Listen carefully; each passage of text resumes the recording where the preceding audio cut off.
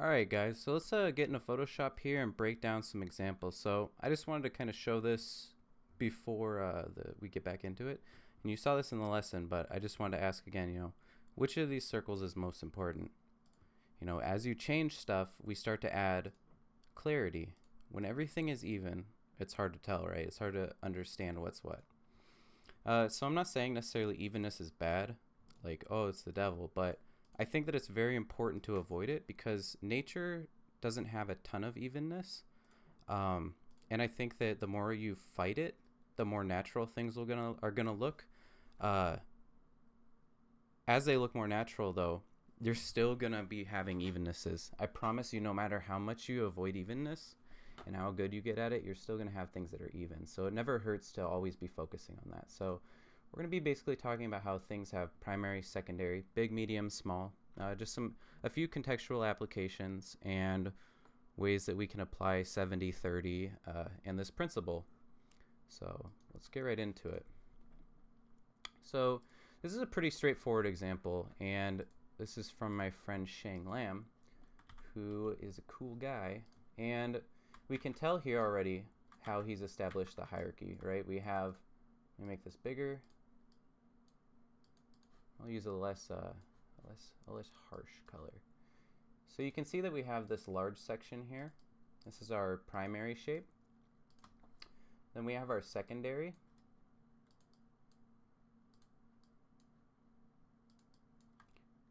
Sorry, this is the secondary. This is the tertiary, because as you can see, this one's bigger. I misspoke. Yeah, so we have primary, secondary, tertiary, and then also he reuses some of this darker stuff on the other side, and we can see that the total amount of the dark stuff outweighs the blue, but is still less than the green, right? We have more of this than that. Let's go to our next example real quick. So this is from my Andrew Loomis book, and it's one of my favorite pictures ever, just these two pictures alone. So basically you can see when everything's the same, it looks a little bit unnatural, looks a bit weird, and as you add size variation, it starts to become feeling natural and interesting. And so we can apply this to hard surface design and really any type of design.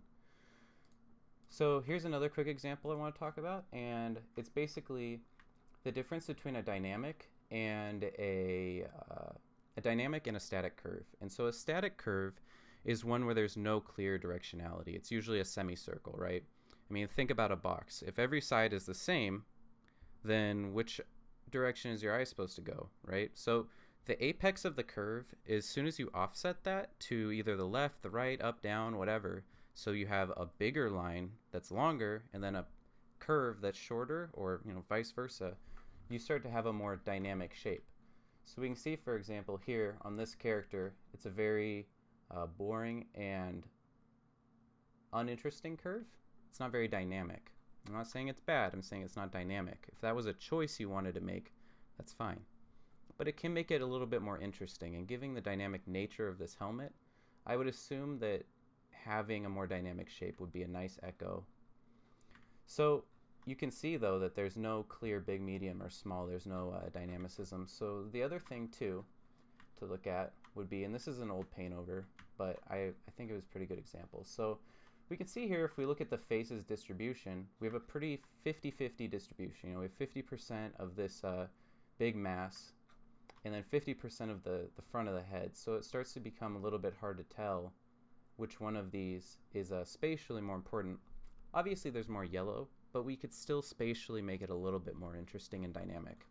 So if we made the head a bit bigger so that it was very clear that it's very important, and then we have a smaller piece, it'll make the design start to read a little bit better. And that's, of course, not the only solution, but it'll make it read a little bit more clearly.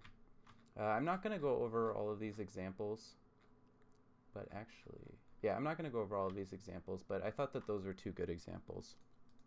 So there's a lot of examples. So this is a quick paint over, line over thing I did a long time ago for online for some gun. And I included this in the extra content folder, which I would go check out.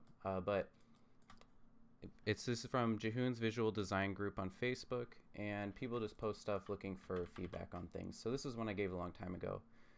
So what I did is instead of thinking about what all these parts are and all of that, which we'll get caught up on if we're trying to work on readability, right? So instead, I just take boxes and I try and figure out how things are interlocking and becoming primary, primary and secondary. Let's put it 2. So I think that if you start trying to trying to dissociate yourself from the context of the object that you're making and start seeing it like this, like how big is it, not what it is, you're going to start seeing that you can implement this idea much bigger. So here's an example from the real world of just how in nature we have so much variety, especially on the same object. Like one object can have several different things at several scales. So here's another one, right? All these branches, we have nice big fat ones, we have medium ones, this is a big one, we have a big tree, big fat branch here, then we have some medium branches, and then we have some small branches. And so you can see how adding size contrast is super important. We have our primary branches where the secondary ones are coming off of it. There's a hierarchy to it. So we have the primary structure of the tree, the secondary structure of the large branches, and then we have the tertiary structure, which are the branches coming off of them. So you can see how in nature we even have this naturally occurring. The other thing about size contrast that I find interesting is when, let's say for example, you have one object. So let's call this roots, right? If you have a big thing and you put it next to another big thing and there's no small objects, the scale is it's hard to tell. And so I call this self-contained scale, where if you make sure to have some medium shapes and some small shapes, as soon as this object is placed next to something else, its scale is going to be much more clear. So I think that it's really important to, just have variety, not only because it looks better and gives strength to the lesser elements that are bigger, then you can also balance that out, right, with more smaller elements. It's a very helpful tactic. So here's another one. I just want to show some areas how I try to avoid evenness and where I'm using this in my own workflows and on my own design. So here you can see I have a smaller shape, then I have a more medium shape, and it goes down here like this because it's a weird wrappy shape. And then we have the primary piece on the rubber, which goes down here like this. So even on this rubber piece alone, I have primary, secondary, and I guess you could consider this maybe like tertiary, or this could be tertiary. But then, while I have that hierarchy on that scale, if we zoom out and we look at it, I tried to make sure that there was a lot of dark areas that match the value, but not enough that it overwhelmed and outweighed the amount of bright elements that are happening in the scene. So I'm trying to have a good proportion of these things, and I wanted to also make sure that my accent color or my tertiary color is used very sparingly. And I usually like to have the smaller things be very strong and reflective and have a high visual intensity, because when something is small, if it's not strong, you won't see it. So instead of putting a bunch of really hard to read details into something, having fewer but more strong contrasting ones is going to make it pop a lot more. We can also see too in areas like this where we get some evenness and we have some non-evenness. So we have some good distribution here. This metal versus this is 30%, 70%. And again, you don't have to worry about exactly 70-30, but one of them needs to be bigger than the other. But then we'll notice that, like I said, no matter how much you fight evenness, you never will get rid of it all. So that's why I think that the harder you try, the less you'll have, just automatically. So here, we're going to notice that we start getting a sandwiching effect, and we have a lot of even areas. I'm not saying it's the end of the world, but be cognizant of it. I try very hard on any line to try and not make things even though you can see that sometimes they are. But then I also try to have a small piece to contrast it, Here's another example where I made this piece slightly smaller than this one, and then we have another bevel that's small. And then we have these extra small areas and little details, so we're still getting good shape contrast, even though it's not super clear that it's not even, or that it's even. But you can see here, for example, on even like little details, I try to make sure this is very clear. I have a medium-sized bevel, I have a large one, and I have a big one. When all your bevels are the same, it's not going to be looking very good. I try to have medium-size details, and I try to have smaller details to contrast and give clarity to them. Even in certain examples like this, right? Like let's take this and the placement of this. I tried to place this in the upper 30%, and then we have the 70% down below.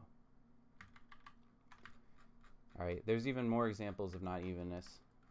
Let's just look at shapes, for example. Shapes are probably the best one that you can look at, period. So it's super easy to see stuff with shapes.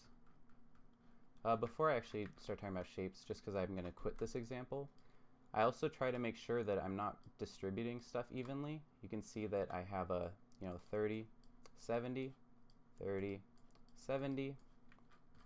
You can see though I start to get evenness here, right? But the thing is, it's not necessarily the end of the world, because I'm doing enough things right that it's okay to not have it be perfect everywhere. Because that's the thing, you're never going to get everything right. You just have to get enough right in your design or your painting or whatever to make it good. So, all right, here's another quick example. When Barth is echoing stuff, he likes to have a lot of size variety. So for example, he reuses the red ships 3 times at different scales.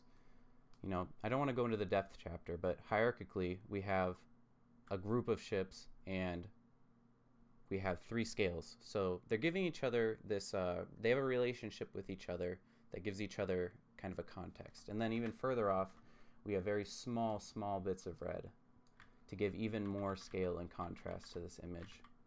It's very important to have these things because your eye starts to see connections, and when you have multiple scales between connecting things, it starts to look a little bit more cohesive and easy to read. And connected, because your eye sees connections. Here's another example of where I have evenness, but I also avoid it. And so it's not as bad, but it's still evenness.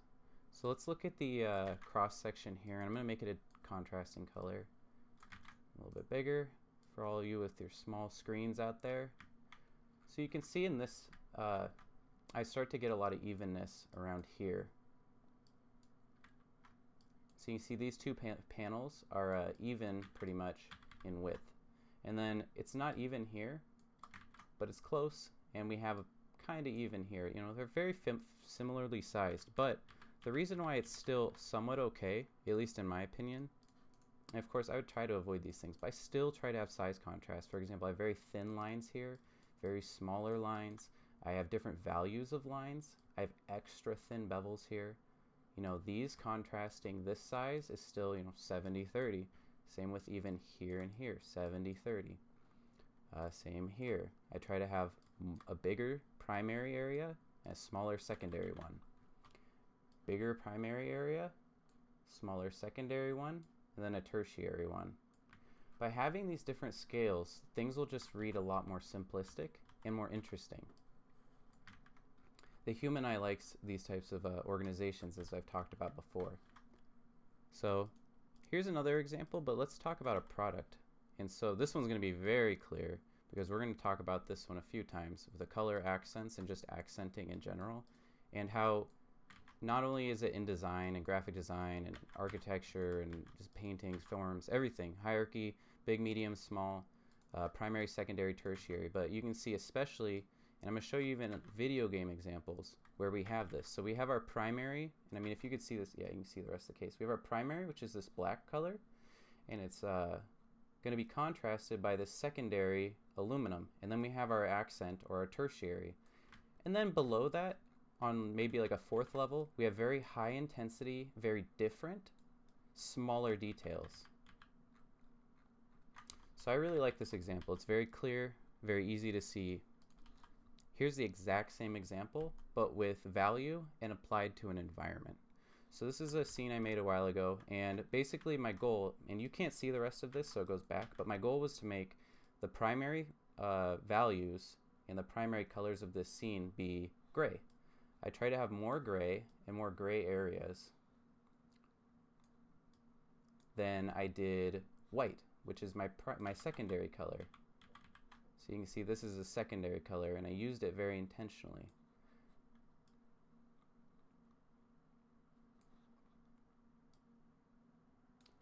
And even when I'm using the white, the way that I distribute it is hierarchical. I have a larger panel and I have a smaller panel. This is very important.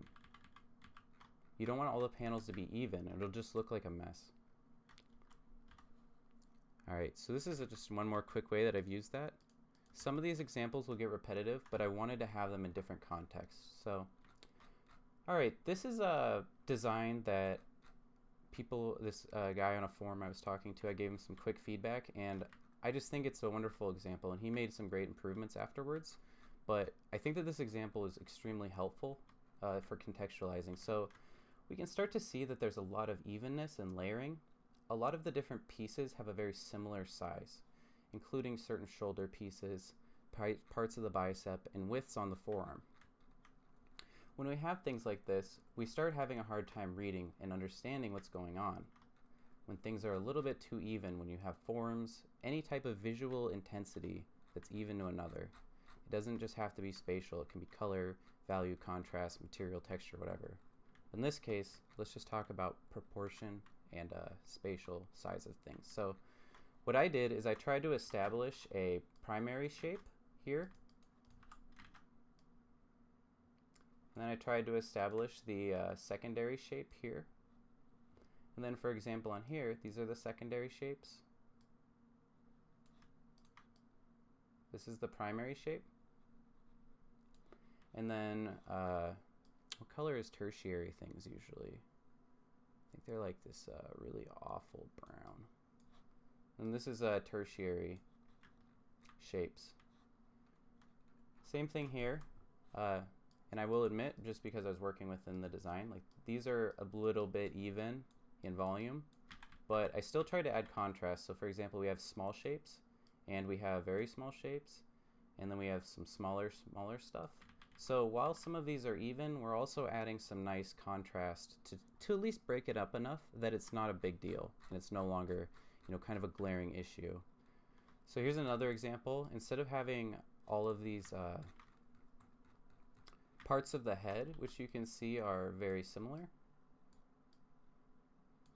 in size and intensity, I think that choosing to have a primary structure with less form changes that are medium, and we're going to talk about form and primary, secondary in a bit. But yeah, you can see how having a secondary shape and a primary shape is going to be making things a lot more easy to understand.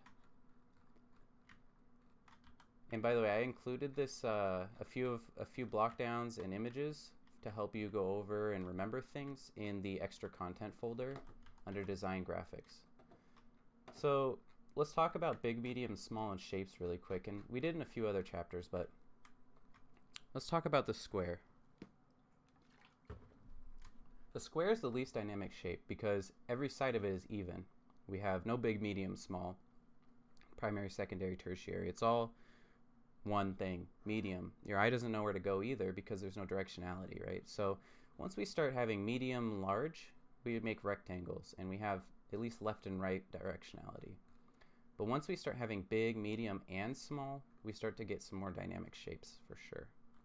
So that's just a quick way that we can use big, medium, and small. And I don't want to cover too much on that because I'm about to break down some more examples of shapes.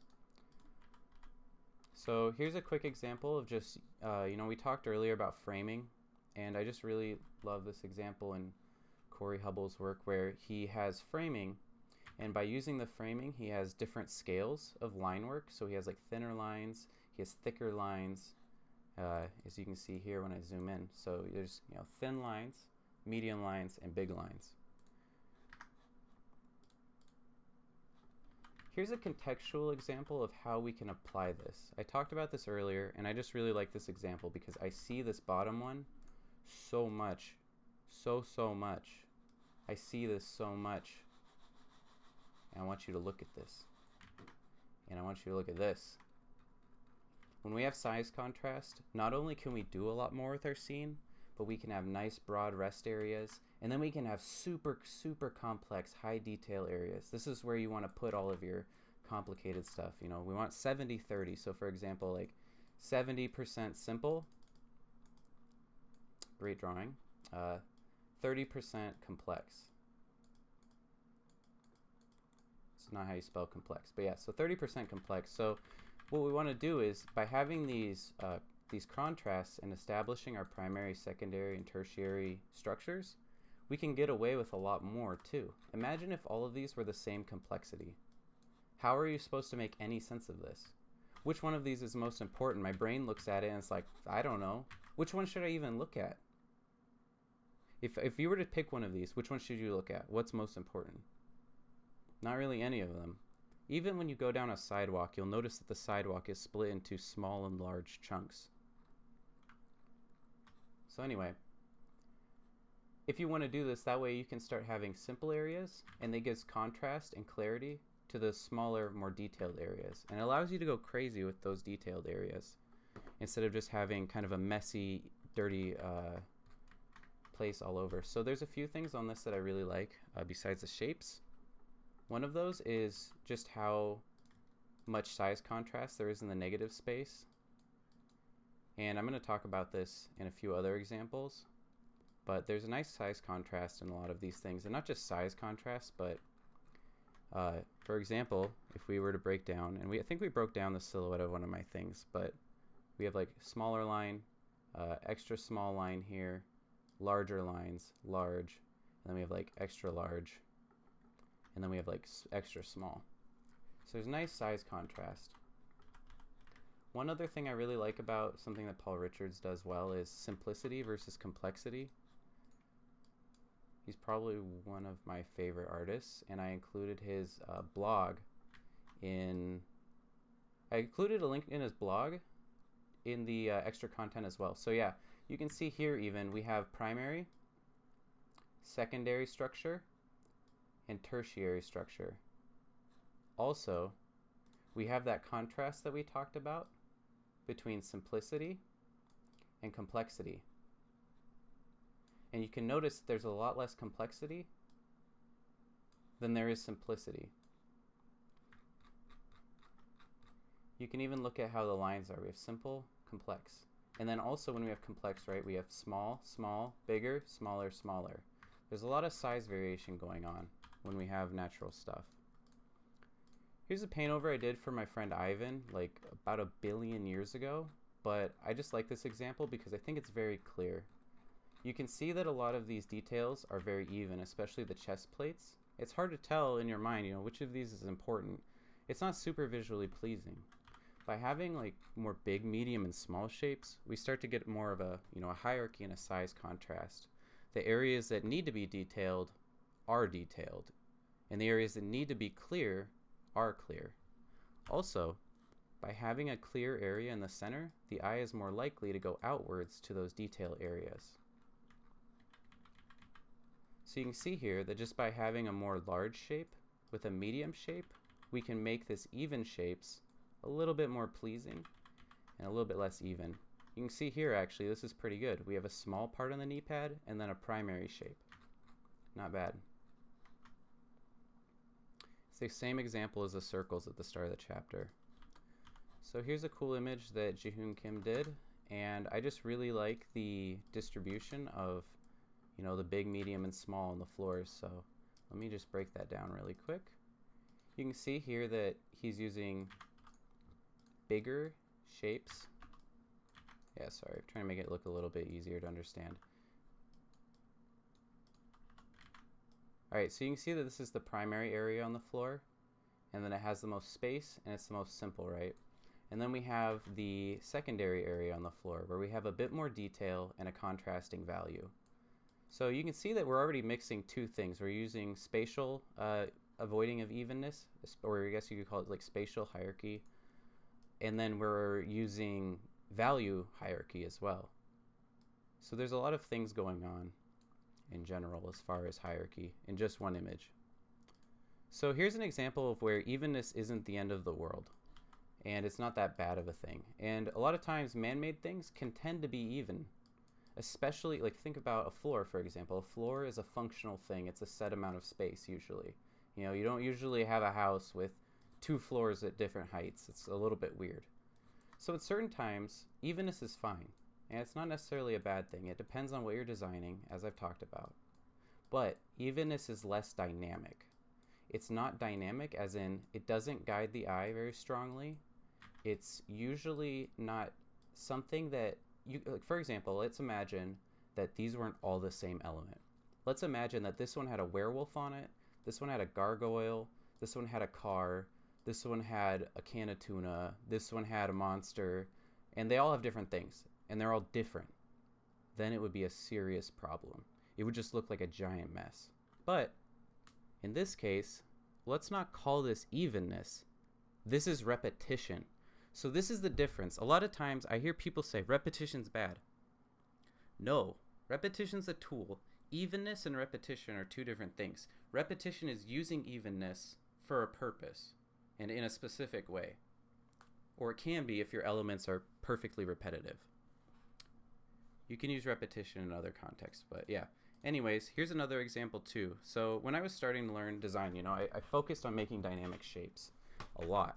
That was where a lot of my time was spent. And so you'll notice that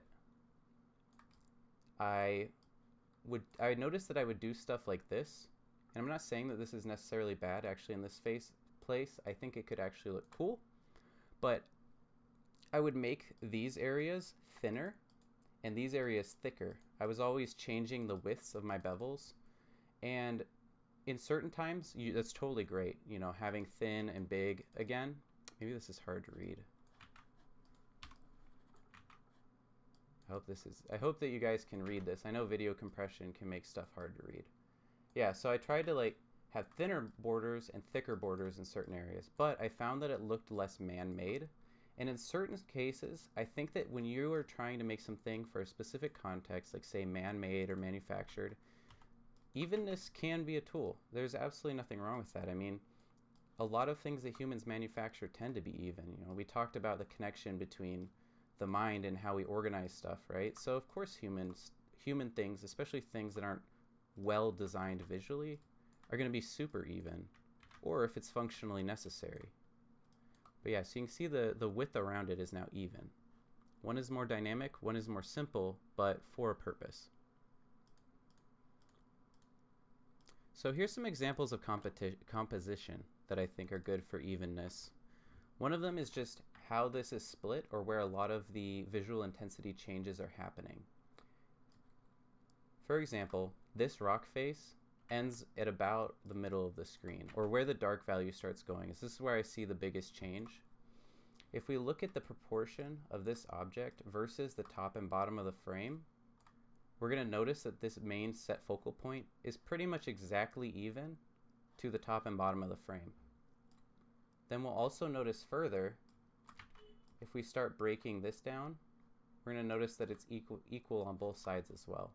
So this is a very static composition. There's no leading lines, there's no offset visual area in the rule of thirds, or 70-30, however you want to call it. And beyond that, even on smaller levels, we start to have a bit of evenness. Don't just look at evenness on hard surface, go look at it in the world. Look at it in the positions of objects and their volumes and their sizes and their values. So you can see here we have a lot of very similarly sized things. Like we look at this rock form, right? Same size as the one underneath it, as the one underneath it, as the one underneath it. Lots of similar sizes going on. There's some size contrast, but not a lot. Furthermore, and like I said, our architecture can be even sometimes, but it doesn't mean that just because it's architecture, making it uneven won't make it look cooler.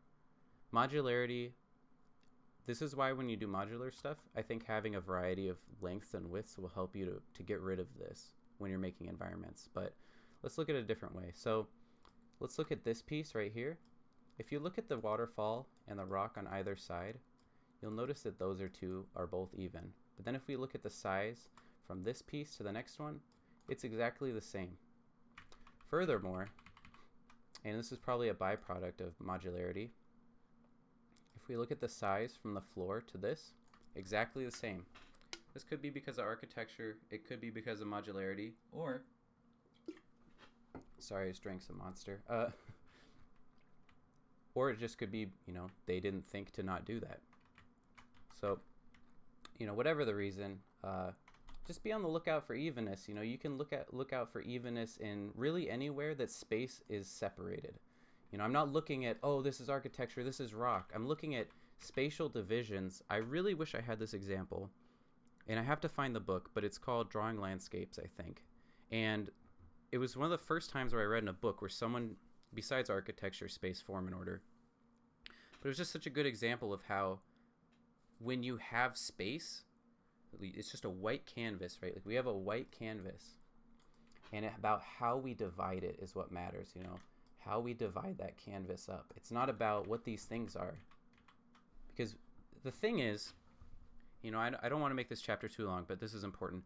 The thing is, when you have an idea, the idea and the execution are two separate things, right? For example, if you're making a weapon design and you have a cool idea for how it works, two people can do the same idea, but one of them can make it cooler than the other. And they can maybe even have the same level of function. So just because it's, whatever reason you have for why something is even, try and see if you can find a way to make it not even and maybe more dynamic, unless the evenness is serving your goal. But yeah, let's go to the next one. So this is a composition by my good friend Garrett, and he let me use a bunch of his pictures. And he does have some things, like we have big, medium, small, nice size contrast. But then, where things are spaced out, we start to have some issues. We start to have evenness, and things start to be looking a little bit unnatural. There's no overlap. They're evenly spaced. It's not looking very natural here. At the very least, though, we have size contrast, which is great. And then we could even take a look at possibly the negative spaces between these objects. It'd be a lot better to, instead of have a bunch of evenly sized negative spaces, have a bunch of varying size negative spaces over on one side, and then have smaller ones that are more simple instead of complex here. Because right now, if you look at this whole piece, or if we look at all of these branch type pieces from their silhouettes as a line, across this line of the scene, it's pure complexity. And so we're not really getting a lot of contrast between the two things going on. And it's really making it a little bit harder to read. Now, if making it harder to read is your goal, that's good, because maybe you're trying to keep the eye from going there. But that doesn't mean that you can't still avoid evenness in certain areas, because then it starts feeling unnatural.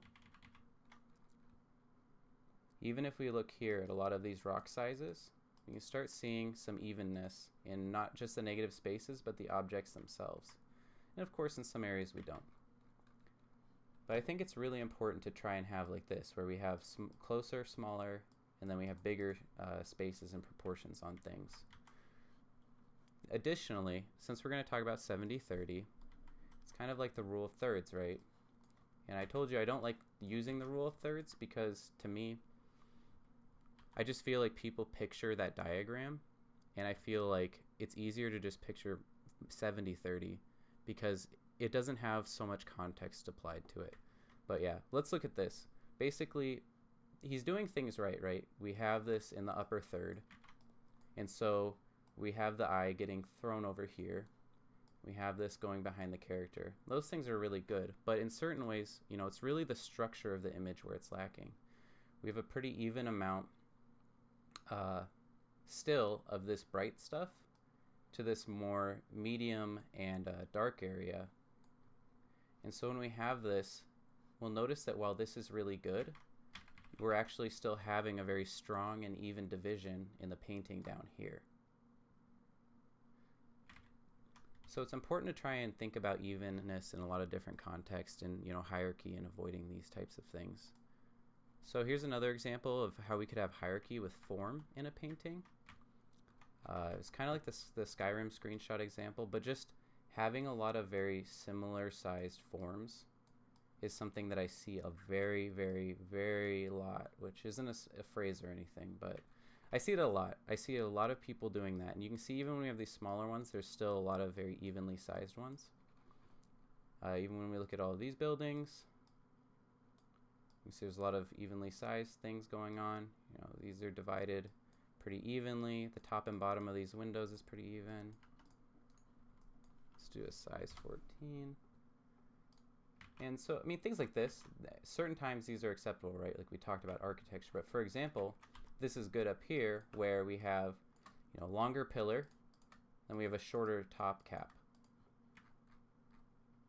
So that's a good example, I think. And when I see this a lot. Like you can even see some of the evenness here, right? Like these strips of a form change and value changes start looking very even. And so try and implement a more big and medium and small to your compositions and your form changes. I mean, I'm just trying to look for more areas where I could see that it's even. Another place that I could say that it's even is also here. Just a sec. So another place that this is even is right here. The biggest and most important change in the painting actually happens directly in the middle of it. There's a lot of stuff that's going really good in this painting, right? Like we have a nice S shape, the eye is being guided here and it's being guided down here. We have, you know, visual elements guiding you around. It's a good painting. There's a lot of good structure to it. But if we were to have these things tweaked just a little bit, it'll be looking a lot more natural and also more interesting and a bit more tight. I'm going to have an example earlier or later of how I think that just moving a few things, you'll start noticing big changes. All right, so here's another one. I think that this one is composed pretty decently, right? Like we have a... I just realized I say a lot, and I'm actually saying a.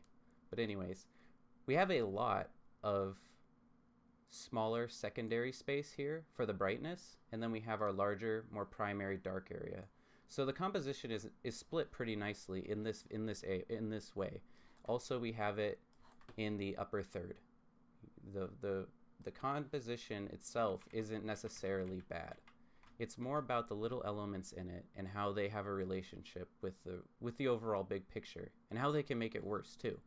We'll notice a lot of these trees are lacking very strong size contrast. We'll also notice that a lot of these parts, like we could break it down on multiple levels. So for example, if we take this single piece here, we'll notice that these three structures are even. The reason why I say they're even is we have a value change and form changes along these areas. So I'm just trying to look for value, form change, color change, whatever. Those shapes are also pretty even to this one. Also, you could say that basically this whole thing, I'm not going to say that it's even, but it's very close. And then additionally, when we compare it to the things that are next to it, we start seeing that there's a lot of evenness going on. Because it's not just about the subject, it's about the relationship between all of the parts. Because while I do the line over and they don't look too even, once we start looking at their actual size, they start looking pretty even, or at least too even for comfort. What we could do is establish a large structure here. Actually, let me do that after I'm getting rid of these line overs. But you can see that we have a lot of evenly sized elements. Even if we look below here at this dark area, we start to get pretty even sized. Where this value is changing and we have this dark floor, we start to get pretty similar size because it starts to turn into grass here. So at first look, there's a lot of stuff going right, but then at second look, we start to notice that there's also a lot of things that could be better, and how this small character all of a sudden has become lost in here because he doesn't really stand out. I mean, look at the parts around him, look at the scale of them, and then look at him. And also because none of the individual things themselves have much smaller elements, it's very broad. It's a very broad, wide painting. We're not getting a lot of contrast to make him pop even more. So I think that this is one way that we could have better hierarchy. So let's do a quick paint over just of this. And if we were to do something maybe like this, and I'm just doing some quick mouse drawing. I think you can always find a way to do a similar motif with better hierarchy. We do a smaller piece here, have a medium one, and just to pretend that these are rocks. Oh, I actually see now why that was bothering me. Just a second. So we can start seeing though we have thinner proportions now, we have larger ones, and then now if we do this same piece here, it's actually going to start feeling okay because we have small thin pieces, we have a small thinner tertiary form, we have a secondary form, and then we have more primary forms. So we'll get a bit more scale out of this. And then in turn, if we were to add even smaller details, you know, start thinking about hierarchy on this guy. So, okay, this is the primary shape now for thinking about him. Now let's add like a medium shape. Okay, now let's add a small tertiary shape.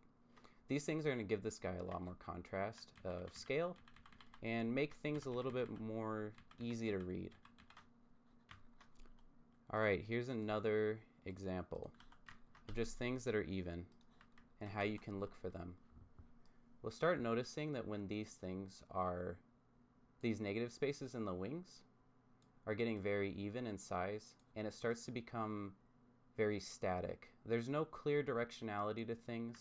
There's no primary direction. There's no primary line. There's no secondary supporting line. And then there's no tertiary flows really.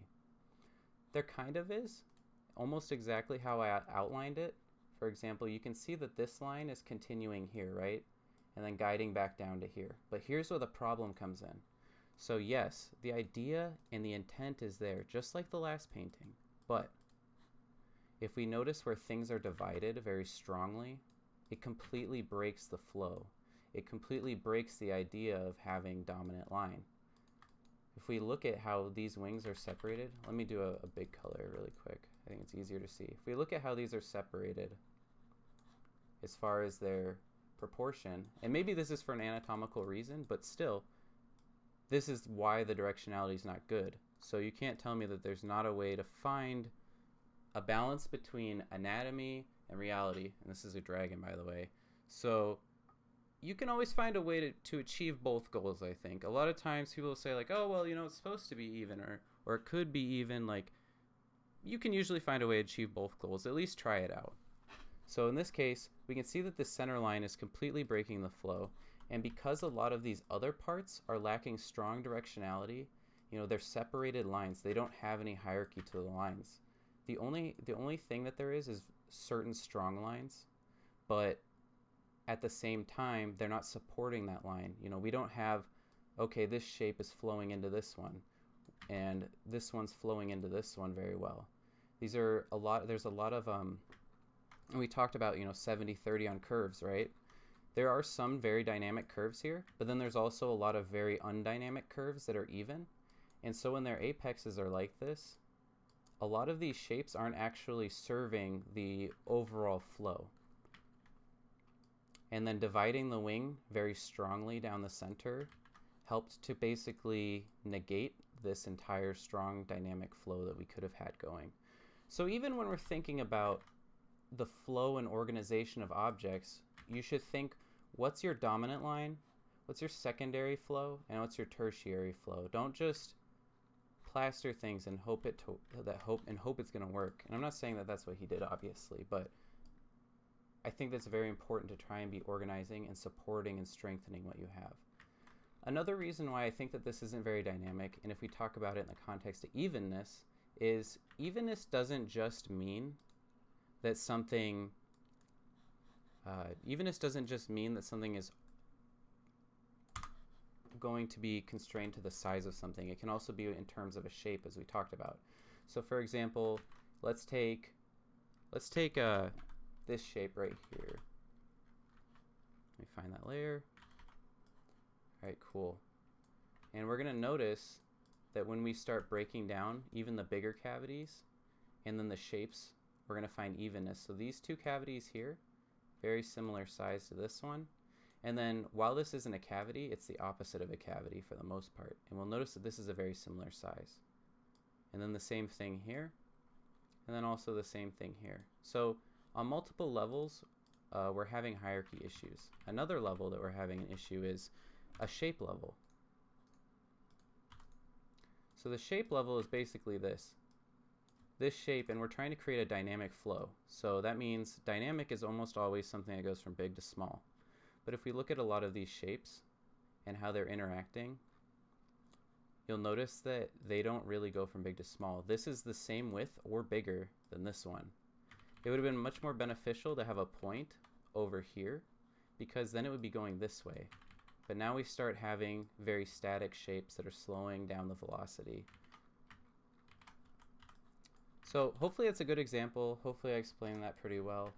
Before I go on to the next one, I just want to show another quick example. You can see a bit more evenness here. And you can just see that on this wing, for example, there isn't this intention of a strong flow. I think that the intention of the strong flow is not necessarily on these parts, it's here. But you can see still how this evenness makes it hard to tell. You know, these are a lot of even, somewhat horizontal lines, right? These spaces are all pretty even. Most of the structures here are pointing this way, implying that this is the flow direction, right? But the strongest lines, and because of the evenness, we have a hard time telling, is the flow supposed to go here, or is the flow supposed to go here? So this is another example of how we can look for evenness in our designs, and just in compositions in general. So here's a good Sparth picture. I just wanted to show really quickly the proportion of the light area to the dark.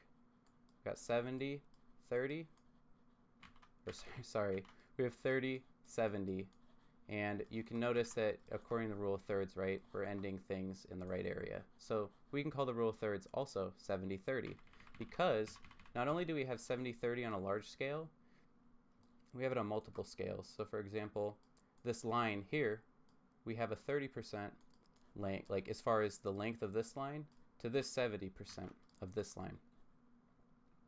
If we were to look at this, where this character is positioned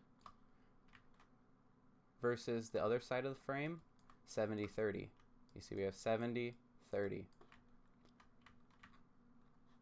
And so, I mean, this is the same thing. Obviously, he's not in the 70, 30 percentage, but like I said, it's offset. And the distance on each side, one side is smaller and one side is larger, or you could call it the primary and the secondary.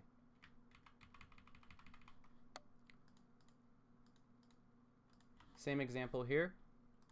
You can see that the way that things are split up is trying to have different space contrasts. So we have, like, this is, some of the areas are a little bit even in certain ways, but in other ways they're like very much not so. But we basically have like small, small, so let's just call this extra medium, which means somewhere between there. And then we have a large, a medium, and a large again. I think that also you'll notice that where the painting is split, right, it's the highest visual intensity change, which is this blue, is not exactly in the middle, and it's still up above the middle line. So I think that that's super important. Hopefully these context examples are pretty good. I know that this is an extremely long chapter, examples chapter. I never meant it to be this long, but I wanted to cover as many examples as possible in this chapter, so none of the other videos are going to be this long. Alright, so this one I wanted to show a few ways that I used hierarchy, mechanical design. So I have my primary structure, so this will be a primary. Why do I keep making R's? Primary. Then we have our secondary structure.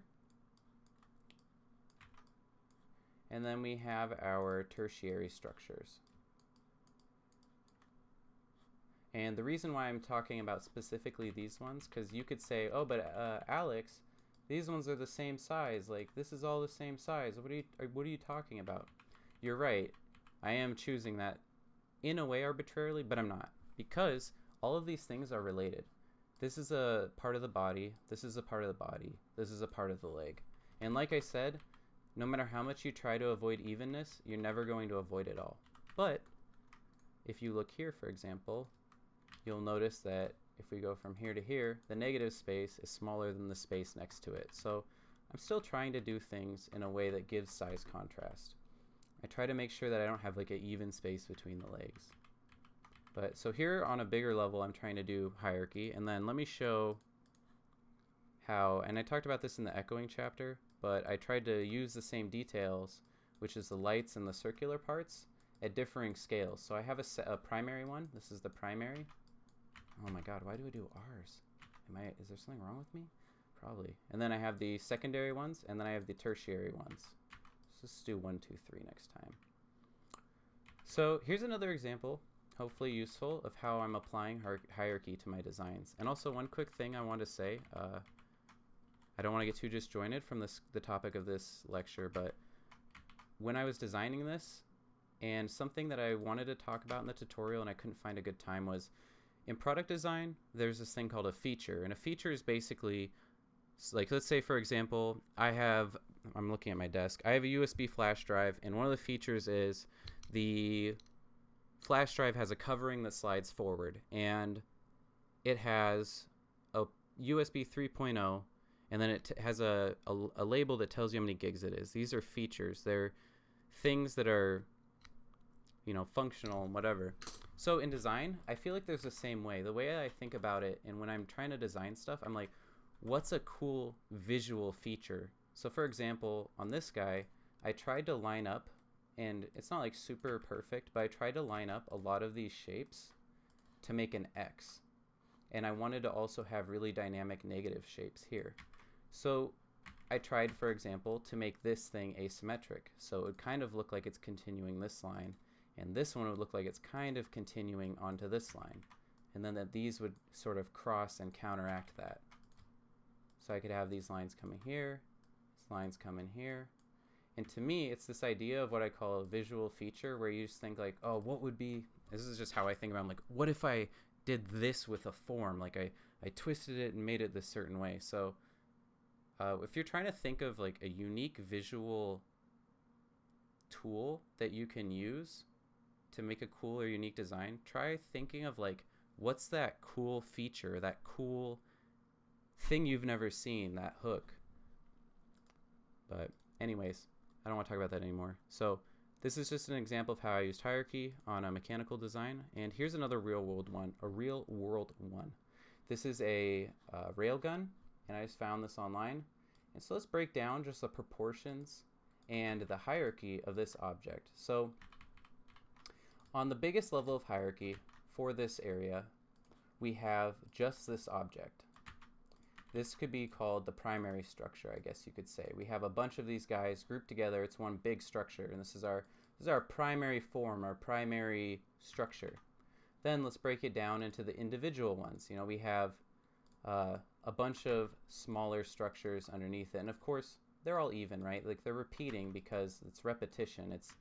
It's not we're not trying to have a dynamic proportion here. So on one level, we just have one big piece. On the second level, we have repetition. But then let's go to the third level. Let's just start breaking down some of the shapes and how the space is divided. So if we break down this front face here, we're going to notice that the space is actually divided somewhat dynamically. You know, we do have a little even division here. We have repetition, but this is actually pretty interesting in a few ways. So between the biggest changes, which is the big blue guys and the big dark area, you'll notice that we have a really nice proportion of 30% and 70%. And so we have this big blue area, and then we have this secondary cutout area. You'll also notice too that the frame around it is much thinner than where the frame isn't. So we have these tertiary sort of divisions in the space of this object, and we have some nice scale. We could also look too at these batteries. You know, here's a good 70-30 example. You can see that the batteries are going 70% up. So I had this thought today, and I haven't put a ton of research into this. I haven't really thought about it all the way, and it's not necessarily always true, but I was thinking about how maybe on a universal level, hierarchy is kind of a functional idea. I mean, besides the mental stuff and all of that, but like, for example, let's say the connection point between two things is usually, in my opinion, from what I was thinking, it might always be, or is very likely to be, smaller than the objects you're connecting themselves. And basically what I'm assuming, and I don't actually know what all those boxes are because I didn't look into it, but I'm assuming that the primary structure that it's housing and the primary purpose of this is those main blue things. This is just my assumption. And then I'm assuming the secondary structure that controls or channels or maybe takes all of whatever, like, I don't know, is that energy? Is it some sort of like a tank for something? I don't know. I'm assuming maybe it's like big batteries. And then the rest of it is the stuff that services that piece. And those are usually going to be smaller. Like I was looking at, I guess what I'm trying to say is where things connect is usually going to be smaller, or where things interact is going to probably be smaller than the objects themselves. Like if you think of a building, right? You have metal beams and these beams are huge, but where you connect them, the connection details and the areas are usually smaller.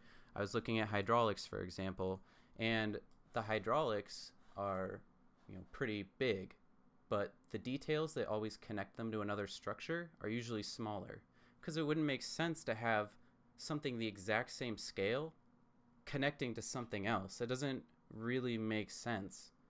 Like imagine if your water bottle had, I don't know, like a circle the size of the water bottle. It doesn't make sense. So I don't know. I haven't put a lot of thought into it, but maybe something to think about. And if you want to just start researching and thinking about these types of things more, maybe you can figure that out. Here, for example, we have the long length of this, which is 70 or primary, and then we have the smaller piece at the end, which is the secondary. So anyways, this is just a few real world examples. This one's a really nice contextual example. That random idea I had, if you want to think about that idea and maybe research it, and I'm not saying it's always valid at all, but I think it's interesting to question and wonder about things. And then sometimes you figure out you're just an idiot. All right, so let's talk about how we can even think about negative space, which we did. Here's a quick sketch shape that I made a while ago. I don't even know. And just a quick example. You can see that I have primary. Why do I keep making R's? Primary, secondary, tertiary, or 1, 2, 3, or big, medium, small. Very simple, straightforward example. You can also notice, too, that when I have my bevels, like I've talked before, I like to have big areas, small areas, and then medium areas, and then like larger, flatter areas. You'll also notice, too, that there's very complex areas, and they're more grouped and localized, and then there's big, simple areas. So we're trying to get, that contrast and proportion, that 70-30. Here is another thing I want to talk about, which is forms. So one thing that a lot of people struggle with when they sculpt and draw, especially at the beginning, is not making things even in natural forms, and also knowing how to transition forms. But you can see here, for example, the primary forms. Oh, sorry, I'll talk about that in a sec. I like to get ahead of myself because I like to talk. I have a motor mouth. But you can see a lot of these plane changes and form changes. I'm just looking at value here. They start to get very similar. Not all similar, obviously, but it's enough that it's a bit too much. We need bigger, more simple areas. You can also see that on a larger scale, the major forms are going to be a little bit even too. We have this big shape, and then we have this shape which goes behind it, so it's bigger than it looks. And then we have the one underneath it. So it's unclear, is this supposed to be repetition, or is this supposed to be less even and more dynamic? Is it supposed to be a different type of rock than maybe a repetitive one? And either way, things like this, looking out for these things, very important. I think when it comes to forms, that's something almost everybody starting out struggles with a lot. So again, this is literally one of my favorite sculpts of all time, and I could talk about this thing forever, but I love this example, and we're going to talk about form as far as primary, secondary, and tertiary. So with big, I'm sure all of you, I'm going to start with a simple relatable example because I like to get ahead. But everybody here, or everybody who's in here, has probably seen an example where someone's like, oh, just start drawing a skull, or to draw a skull, just draw a circle. And then you start adding, the chin, and you start adding in these structures. Well, primary forms are basically things like this big sphere, or maybe this inverted trapezoid that's connected to it. And so when we're sculpting and designing, this is where it gets really challenging, because here's the thing. it's one thing when you're doing it on a human face, which gives you all of the form easily. They're just like, oh yeah, the eyes are medium forms, where the eye sockets are medium forms, the cranium is a large form, and then there's smaller forms on that, right? That's easy because you're copying nature. But what about when you're designing? See, that's the thing. When you're designing, you have to make up that large form. So let's talk about that in this case. What is the large forms? Well, the large forms and why it's important to have strong, large structure to your objects is this. You can see that this is a very strong, large shape. This is a primary form. And so what we do is we make these big primary forms that are very simple and clear and easy to read. Like I love this one, for example. Like this is a very clear, big, simple shape.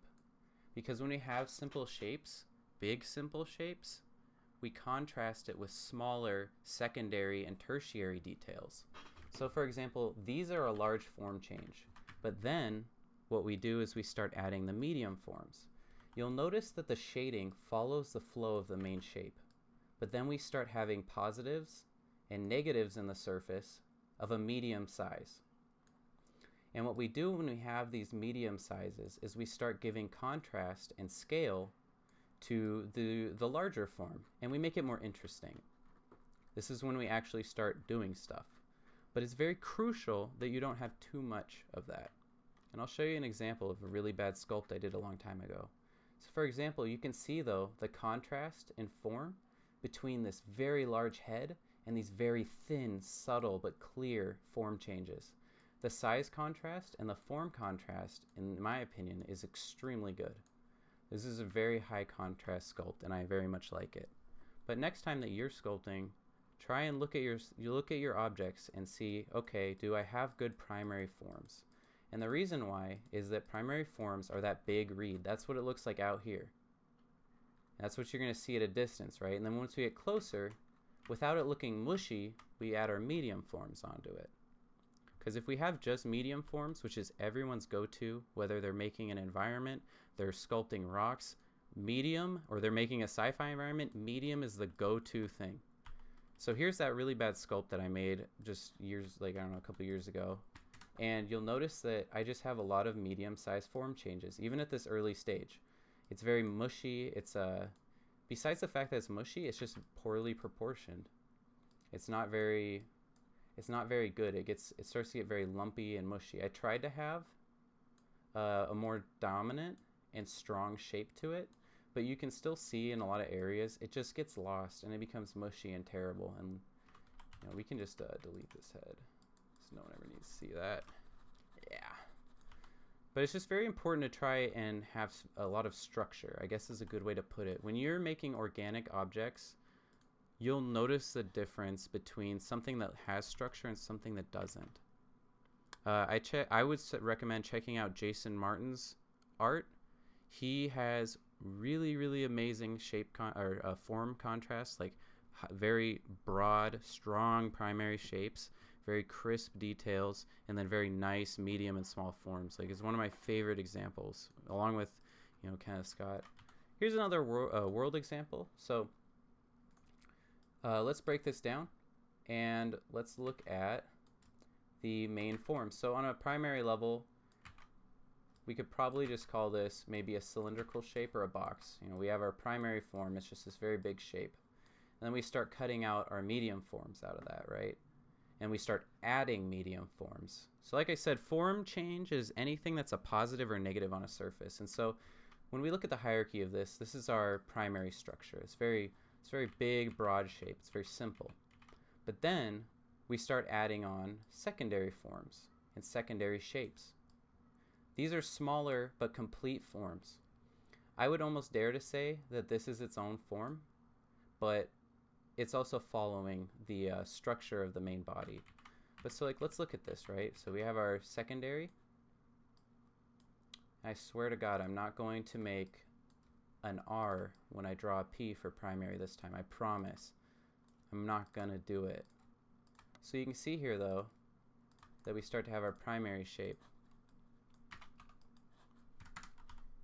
Oh, my bad. So you can see that this is our primary shape here. And then these are going to be our secondary shapes. But then we notice that that's not all. We also have tertiary shapes. Look at this. Oh, what's that? Tertiary shapes and forms. You could say that this then, at this scale, this is the primary structure, and this is the secondary. But when we zoom out, this is now the tertiary. So you can see that we have hierarchy on all levels, or we at least try to do that. Nice. That's a great drawing. All right, here's an example of how I think that evenness can be used in a positive way. A lot of these leaves have very similar size, very similar values, and, well, yeah, very similar values, colors. They're very noisy, and maybe that's a good thing. Think about it like this. What if I want you to look here? Well, you're definitely not going to be looking here because you don't know where to look. Your eye sees this, and it's just like, dude, I don't even know. I don't even know. It might say like, oh, like these are brighter, so I'm going to go here. But maybe in this case, using evenness is a benefit. See, the thing is we're using evenness, but we're also not, because you'll notice that the way things are overlapped, it looks extremely natural. See, this is the difference.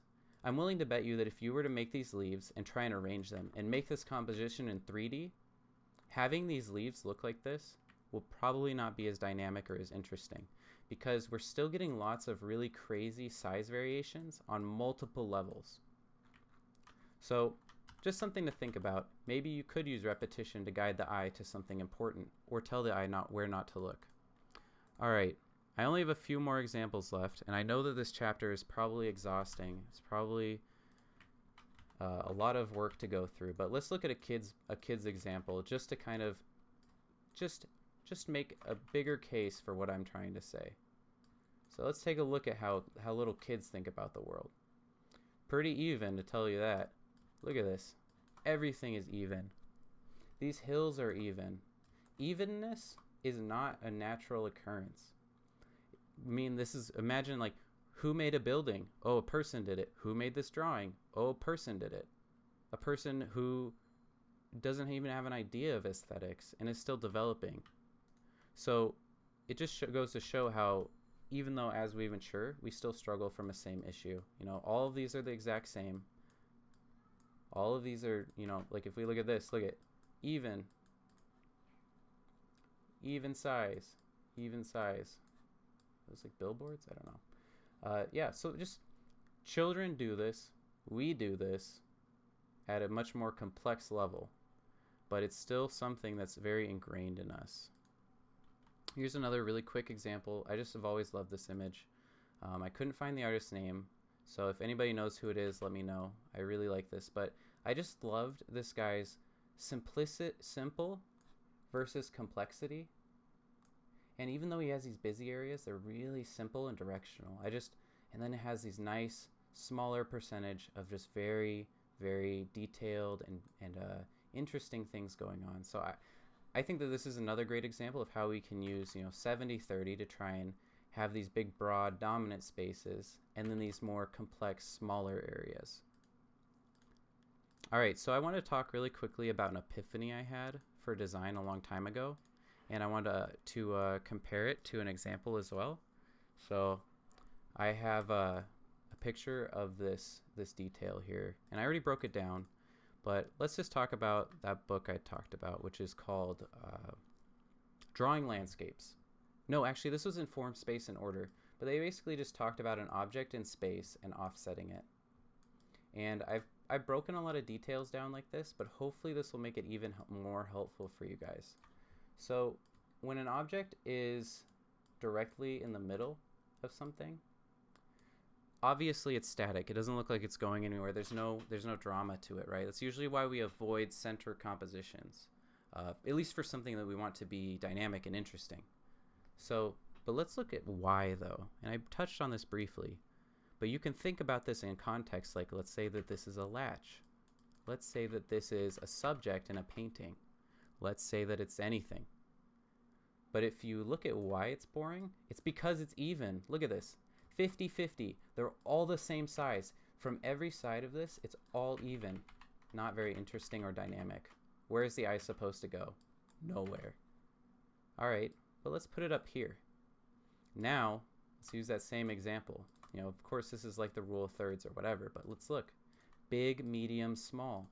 The distance between the boundaries and the object itself are very dynamic. See, this also shows not how just position is interesting, but it also shows how the relationship with an object and the things around it is very crucial, because this object is only dynamic in the context of the box that it's in. So you can immediately see that it's not just the detail. You need the other thing, figure and background, as I always keep saying.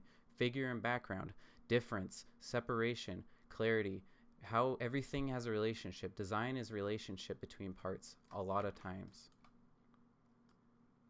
All right, so I wanted to share one of the most pivotal moments in my life when I was learning design, and this is kind of the first time that I realized how exciting it was. And it's basically this example. So I was making some shape at work, and it basically looked like this. And I already told you why, but basically, same thing. This is it. Like, let's say that this is a sci-fi detail, because it was. It was just the most insignificant, random thing, but it literally changed my life. And I basically realized that it wasn't necessarily about these being almost even from each side. It was about the fact that when I just did this, it instantly looked cooler to me. And it blew my fucking mind. I was like, no way, how? Like, all I did was move this detail. How come it looks so much cooler to me now? And it blew my mind at the time. And I realized, like, design, if you want to make something look good, the difference is so subtle and so finessed. And sometimes it's just the difference between moving stuff, It's not like everybody, like most people have decent ideas. It's just how you do it and how you convey it and how you sell it and how interesting it is. So anyways, I wanted to share that because it was extremely interesting to me, having a more dynamic amount of a distance between the subject and the background. That was a very important moment for me. Hopefully some of you guys have those, and if you have any art epiphanies, feel free to let me know and email them. All right, so this is my good friend Josh's, and I'll just quickly break down because it has really great hierarchy. We have this primary white structure, and then we have this secondary green structure, and then you could say that the tertiary would probably be the black stuff on it, the rubber pieces. And then I would say that, so when I'm making stuff, I usually think about it like this. Like, let's say that there's 100% in percent. I don't care about that. I say, like, okay, I want to have, like, 70%, my primary, and then I have my tertiary, which is, like, my 30%. And then I'm like, I want that small 10 or 5% that's, like, really, like, high detail, super bright, super strong. And so that's what I would say a lot of these, latches and high contrast dark areas are. Very strong, but low intensity and not used a ton, but very powerful. And so you can get a nice balance that way, get a lot of interest and variety of value and color by trying to have the right amounts of these types of choices. All right, and I already talked about this, but basically just more proof of how in our daily lives this is incredibly useful and how it can be used to make things clearer and easier to understand and more dynamic. This is a Halo 2 screen. You can just see armor, primary, and secondary. We do this in so many different things in our lives, and I just thought it was really interesting that we also do this in video games because, it's a symptom of the human mind. All right, we're almost done with this chapter. This is a very long chapter. So I break this down in one of the extended things, but I just wanted to show, looking for sandwiching and a bit of evenness. So you can see that there's a lot of evenness on this object as far as how it's broken up. And it's really important to be looking for these things and trying to find out ways to break them up. And the biggest challenge is never seeing the evenness. That's the easy part. The big challenge is how do you break it up? How do you give hierarchy? So for example, how I would do it on this image is instead of making all of these different detailed and messy, confusing parts, I would do something like this. I would make this a more clear primary structure it would obviously connect backwards to the back of the gun. We have this nice strong primary structure. And then we have if we got rid of a lot of these confusing details, this would read like a primary structure. So that way, this piece would now all of a sudden look like a secondary structure. And then this one would also look a little bit better if we thinned this out just enough that it wasn't as even, and that this wasn't a close proportion to this. So by just thinning out certain things like this, and then making this more simplistic and read like one piece, we've instantly added hierarchy. So let me do just a quick little draw over, just kind of demonstrate. It's not going to look aesthetic or anything, but you can see how once we start getting rid of all of these separate changes, how it gives a lot more strength and focus to the more important area. So for example here, then we could start putting all of our details where all these parts are connecting. And we'd have a nice hierarchy of, our primary structure. I did an R again. We'd have our primary structure, our secondary structure. I guess you could call it secondary and tertiary. But yeah, we're giving size contrast. We're trying to keep our big, medium, and small just like you would a sculpt, but we're doing it with hard surface. And in fact, that's an important thing. Before I move on to the next one, I like to think about, okay, like this is a small form change. All of these little details, these are small form changes. And then these are our small forms. And then we have our medium forms, like these guys here. And then we have our primary forms, which are these. So just like the Kenneth Scott example, because I love the sculpt and how the face is so clear and easy to read, having a big simple shape with smaller medium forms and then smaller small forms, we start to have a much better hierarchy, and it won't be as confusing and hard to understand.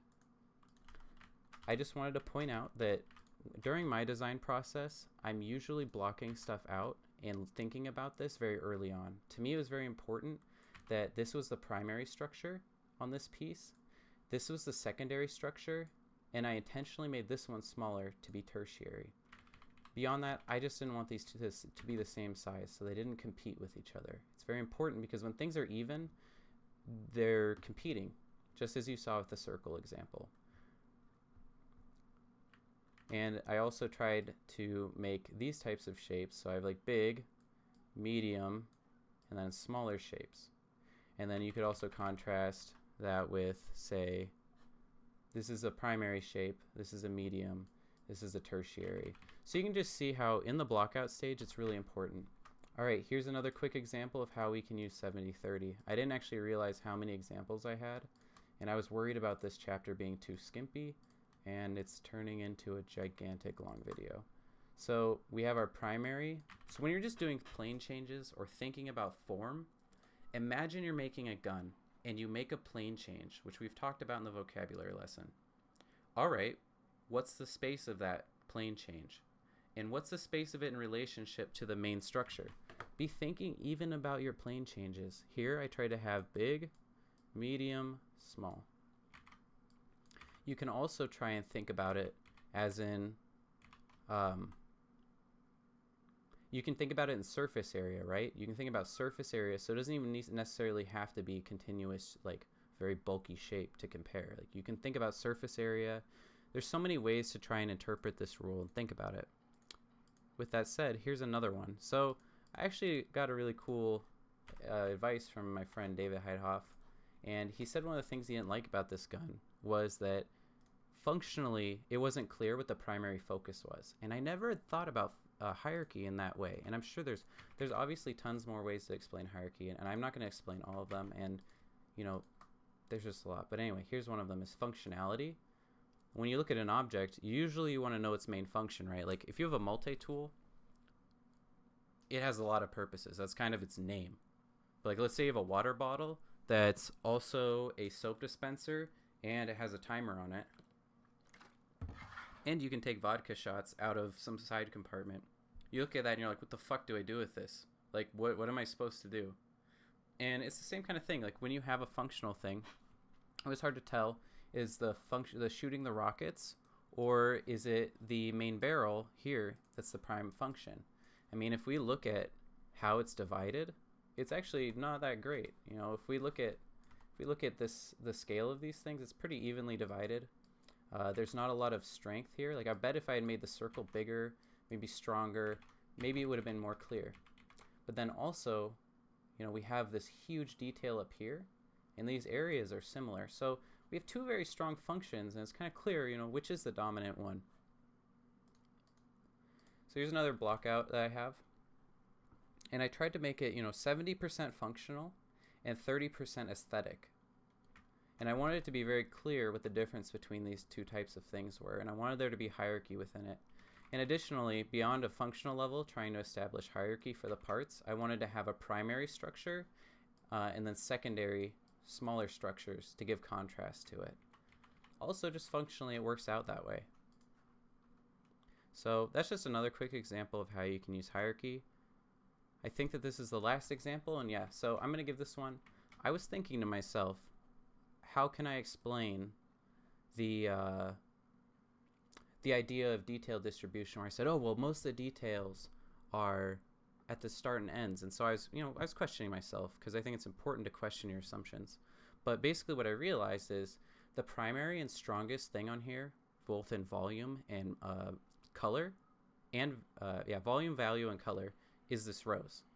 And along this line, we have lots of big pieces of tree. We have lots of leaves, branches, things like that. And so I was thinking, okay, well, those are details too. How does my theory hold up, or how does my argument hold up? And I started thinking about this, and I realized that there's hierarchy in this rose. I realized a few things. The highest visual intensity area is actually at the very end. So it holds up with the detailed distribution idea that usually stuff has a start and an end where a lot of the changes are. Secondly, you'll notice that the structure that's second to it is not only branching off of the main stem and the primary stem, but then the secondary leaves and branches, not only are they less important, they're evenly sized and there's more of them. So I would call these the secondary structures. But then I noticed this. There's even along this tertiary structures. So we don't just we have all three scales here. And you know what else is interesting about this? Is how we were talking about rhythm and repetition, right? And detail distribution. And you'll notice that we have repetition, although oftentimes alternating, like when we talked about balance, oftentimes alternating all the way up this long line, just like repetition, right? And then we have also repetition of the leaves. Just like when I said, oh, but what if the leaves were repetitive and even, so you didn't want to look at them? So we have very strong line work and repetition, which causes a line, and we have these secondary structures, which help to give importance to the primary structure of the rose. So I just thought that this was really interesting. I hope that all of these examples, which there's just so many, and this is the longest chapter ever, hopefully this covers this. There's tons more ways to use evenness. Go spot it and find it. Go out into the world. Go look for yourself. I just wanted to try and give enough examples and situations that I felt that it was pretty clear how you could go and use this now. And this was a really important chapter to me. So anyways, I'll see you guys in the next video.